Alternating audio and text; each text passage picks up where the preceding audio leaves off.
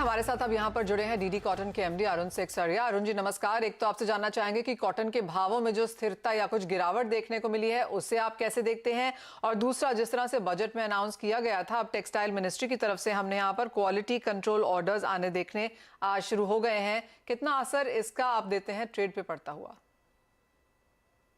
Prices का सवाल है मनीषा जी।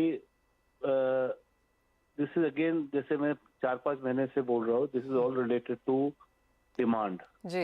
अभी कई पॉकेट्स के अंदर डिमांड देखने को मिली है कि भाई थोड़ी कोई चाइना से डिमांड आई है, कोई डिमांड वियतनाम से आई है, कोई डिमांड यूरोप से आई है, but these are not sustainable demands. ये एक डिमांड आई है, पीछे थोड़ी चुप हो रही है, आई है, चुप हो रही है, एक कंटिन्यूटी नहीं है अभी तक। यूएसए में भी कई home textiles and towels and sheetings and इन लोग का भी डिमांड आई है, but are they sustainable? No. तो इसके कारण जो प्राइजेस जो ऊपर में 63,000 63,500 के हो गए थे, वो आज है अबाउट 62,000 के आसपास। And at this level also कोई मील वाले इतना नहीं है कि भाई आगे की रुई कवर कर रहे थे, और कोई हैंड टू माउथ और मैक्सिमम 10-15 दिन की कवरेज कर रहे हैं।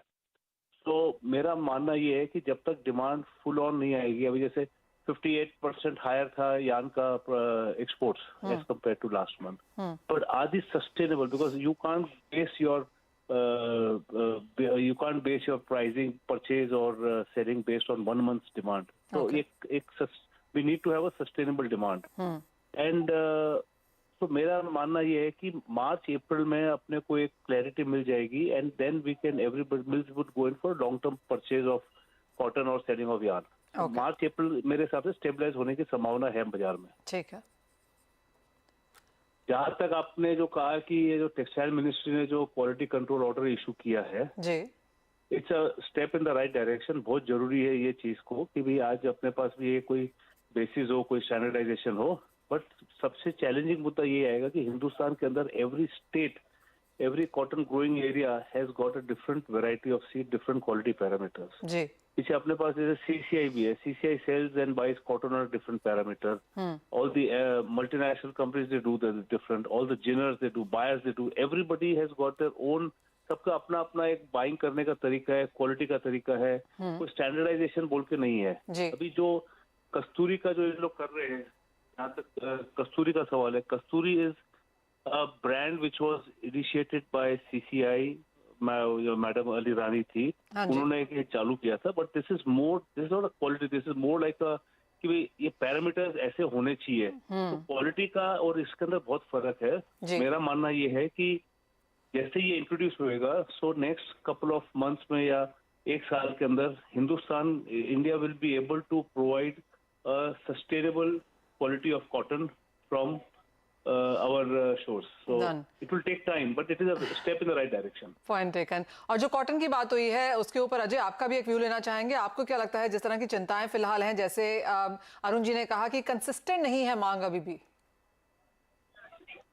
अगर हम देखें प्राइसेस में, चाहे हम इंटरनेशनल में देखें, तो 86 सेंट के इर्द गिर्द ही मार्केट मूव कर रहा है। पिछले 1.5 महीने से हम देख रहे हैं कि मार्केट कहीं पे भी कोई बड़ा स्ट्रेंथ या वीकनेस नहीं ले पा रहा। तो अनलेस एंड अनटिल एक स्ट्रॉन्ग डिमांड साइड से निकले, बिकॉज रिसेशन और स्लो डाउन का जो फियर बना हुआ है ग्लोबल मार्केट में, ये कहीं ना कहीं बड़ा कारण है। तो टाइमिंग हमें भी लगता है मार्केट एक सीमित दायरे में, बट एक चीज और है कि अराइवल पे नजर रखिए, बिकॉज हमने पिछले 2-3 महीनों में देखा कि बिल्कुल भी अराइवल नहीं रहा, और कहीं ना कहीं अभी जो टेम्परेचर बढ़ रहा है, ये हो सकता है कि अराइवल प्रेशर मार्केट में लाता हुआ दिखाई दे। तो temporary market sideways to negative रह सकता है, बट बड़ी तेजी के लिए we should wait for another 1.5 month, and साथ में डिमांड इंप्रूवमेंट डोमेस्टिक और ग्लोबली होना चाहिए, जिसके बाद ही ये रैली अप करेगा।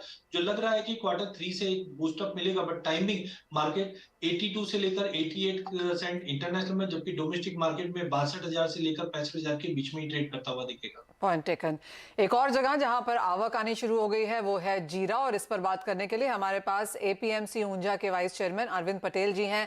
अरविंद जी नमस्कार। एक बहुत बड़ी तेजी हमने जीरे में आते हुए देखी थी, और काफी सारी मसाला कंपनीज कह रही हैं कि ये तेजी शायद जायज नहीं थी, और अब स्पेशली क्योंकि आवक आनी शुरू हो गई है और फसल भी ज्यादा लगती है। क्या नंबर्स हैं आपके पास, कितनी फसल नजर आती है, कितना कैरी फॉरवर्ड है, और किस तरह की आवक है बाजार में?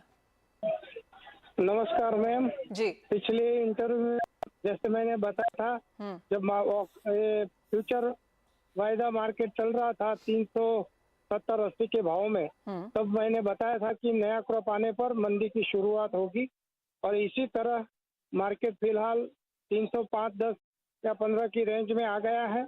और अराइवल अभी जीरे की नया क्रॉप जो गुजरात का अभी सबसे पहले आता है मंडी में, वो करीब ऊंझा मंडी में आज 30,000 के आसपास अराइवल बनी हुई है। और समग्र गुजरात के मंडियों में देखे तो कुल मिला के 50,000 तक की अराइवल मंडियों में आज देखी गई है।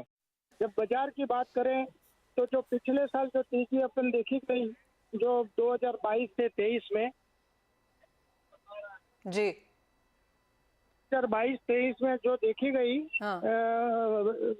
अराइवल और रेट के गैप जो थी, खास करके पुराना स्टॉक कमजोर था और कैरी फॉरवर्ड कमजोर रहा, इसकी वजह से ये मार्केट में तेजी आई है जी। बाकी अभी जो कैरी फॉरवर्ड की तेजी का मामला फिनिश हो गया मंडी में, अब नया क्रॉप नई बात है। और जैसे गुजरात में एक अमूमन 30 से 25 लाख की धारणा थी, लेकिन जब मंडी में अभी अराइवल स्टार्ट हो गई है तो अब लगता है 30 लाख से भी ज्यादा क्रॉप आने की संभावना बनी हुई है गुजरात की। अब राजस्थान का क्रॉप 15 मार्च के बाद शुरू होता है, उसकी भी धारणा जो पहले तो 40 लाख के आसपास थी, लेकिन जिस तरह से क्रॉप सेफ है, कोई वेदर डिस्टर्बेंस नहीं है, ऐसा लगता है कि 45 से 50 लाख तक भी जा सकता है राजस्थान की भी जीरे की क्रॉप। ऐसे देखते हैं तो ऊपर से बाजार साल नीचे उतर रहा है और फिलहाल तेजी का कोई रीजन नहीं है। और डीमैट स्टॉक भी जो पहले ये 22 फरवरी से लगना शुरू हुआ है वो भी 1500 टन के करीब लग चुका है। तो यानी कि अब तेजी के कोई रीजन फिलहाल बचे नहीं है। ठीक है, यानी कि बढ़त जो हमने यहाँ पर जीरे के भावों में पिछले कुछ दिनों में आते हुए देखी है उसका कोई बेसिस नहीं है, क्योंकि फसल अच्छी है, आवक जोरदार है और मौसम भी अब कुछ अनुकूल है, तो जीरे के भावों में गिरावट की एक्सपेक्टेशन। इसी के साथ शो समेटने का भी समय है। ब्रेक के बाद लेकर आएंगे इक्विटी बाजार का हाल।